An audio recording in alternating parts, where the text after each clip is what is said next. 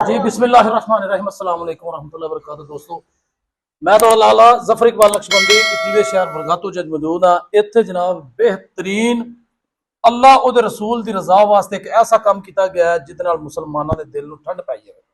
ते मैं जनाब मौजूद हाँ इटली दे शहर वरगातो दे विच। मेरे नाल जनाब मेरे प्यारे भाई नईम साहब मौजूद ने और इन्हां दे शहर दी अजीज और मोहतरम हस्तियां भी मेरे नाल मौजूद ने।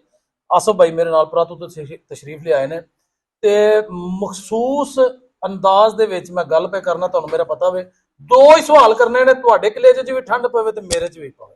नहीं भाई अस्सलाम वालेकुम वालेकुम अस्सलाम।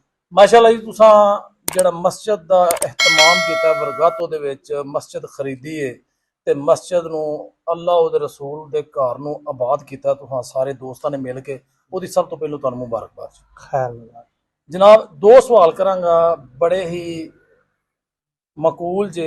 पहला सवाल है जेड़े बंदे जिथों जिथों भी चल के आए ने महफल शिरकत की उन्होंने वास्ते की कहना चाहो?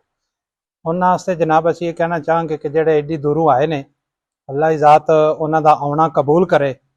और इस वरगातो पिंड दे विच पहली दफा महफिल मिलाद होया है माशाअल्लाह ते सानू सब तो वड्डी ये खुशी है।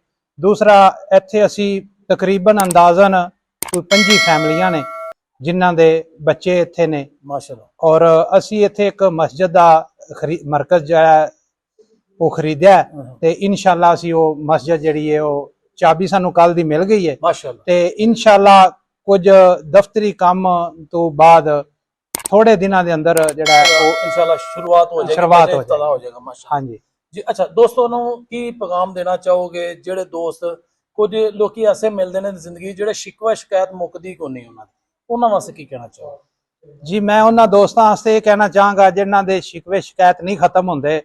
इंसान नू हमेशा अपनी सोच पॉजिटिव रखनी चाहिए। माशाअल्लाह। इंसान नू सिर्फ और सिर्फ अपने पेट वास्ते और अपनी जात तक नहीं सोचना चाहिए। मैं इस वरगातो दे विच जिस मस्जिद दा कोशिश की है और मेरे इन्हां नाल जिहड़े दोस्त ने इन्हां जिहड़ी कोशिश की है, इस मस्जिद की अज मैनू या इन्हां दोस्तां नू जरूरत नहीं, ये सानू जरूरत है साडे आउण वाले बच्चों वास्ते। इस वास्ते कोशिश की है ते हर बंदे नू मैं ये दावत देना कि ये जिहड़ी मस्जिद बनाई गई है या मस्जिद का अनकरीब इफ्तिताह भी होएगा, इहदे विच सारे रल मिल के इहदे विच इमदाद भी करन और इनू अगे भी लैके चलन। माशाअल्लाह माशाअल्लाह। दोस्तों अज दा इंटरव्यू इत्थे इख्तिताम पजीर होया। मुहब्बत का बहुत बहुत शुक्रिया। अस्सलाम वालेकुम।